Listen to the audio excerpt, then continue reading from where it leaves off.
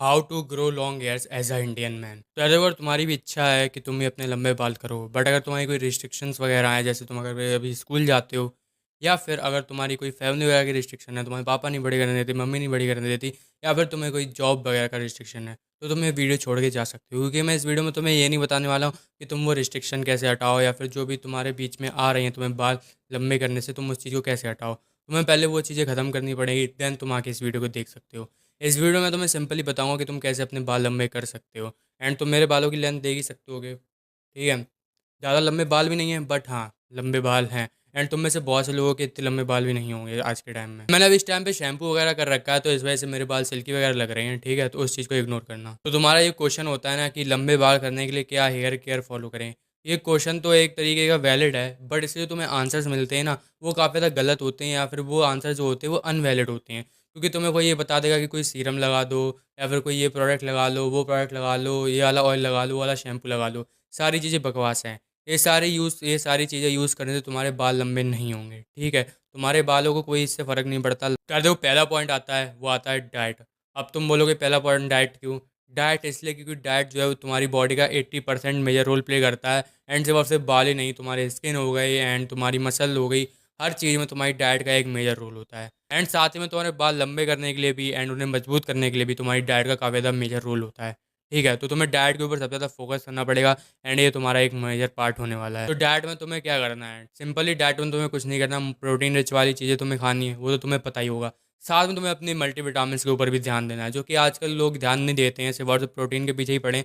Protein बहुत ज़्यादा important है, लेकिन प्रोटीन के साथ साथ तुम्हारे मल्टीविटामिन भी काफ़ी ज़्यादा इंपॉर्टेंट है, ठीक है। तो मल्टीविटामिन के ऊपर भी तुम्हें ध्यान देना है। एंड ठीक है, कुछ तुम्हें ऐसे फूड्स वगैरह आते हैं जिनमें कैरेटिन होता है। कैराटिन से बेसिकली बाल बनते हैं, ठीक है। जैसे स्किन जो होता है, स्किन में काफ़ी ज़्यादा इंपॉर्टेंट चीज़ होती है, वो होती है कोलेजन।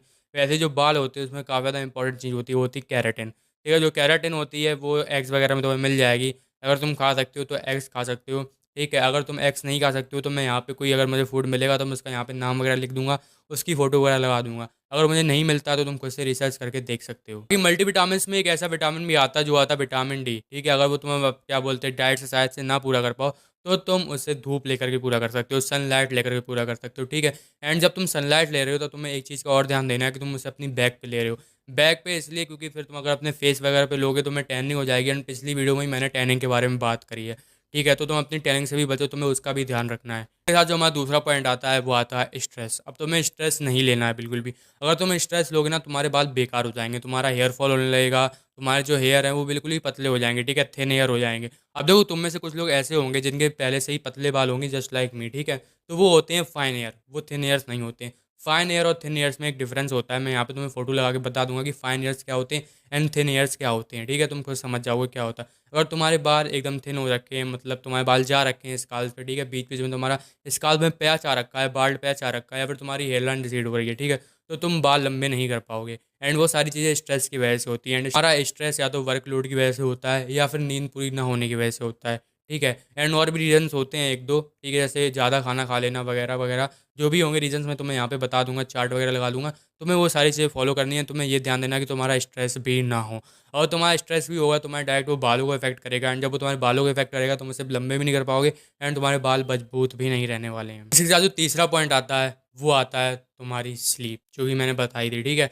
अभी पिछले पॉइंट में मैंने बताया स्ट्रेस के बारे में, उसमें मैंने स्लीप के ऊपर बात करी थी ना, उसी स्लीप की बात कर रहा हूँ इस पॉइंट में। देखो, स्लीप के टाइम ना तुम्हारी बॉडी में ह्यूमन ग्रोथ हार्मोन रिलीज होता है, एंड तुम में से बहुत से लोग इस टाइम पे मोस्टली टीनेजर हो गए। अगर टीनेजर नहीं हो ना, फिर भी जो तुम्हारी स्लीप है ना काफ़ी ज़्यादा मेजर रोल प्ले करती है।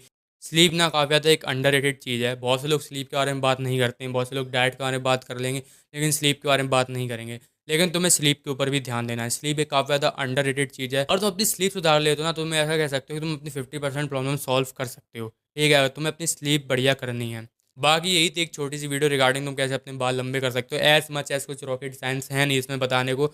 नेचुरल चीज़ें हैं, ऑर्गेनिक चीज़ें हैं, जो कि तुम अपने रूटीन में सिंपली ऐड कर सकते हो, एंड उन्हें कंसिस्टेंसी के साथ अगर फॉलो करते हो तो तुम्हें 110% रिजल्ट देखने को मिलेंगे मिलेंगे। बाकी आज की इस वीडियो के लिए इतना ही। मैं मिलता हूँ तुमसे अगली वीडियो में। See you in the next video.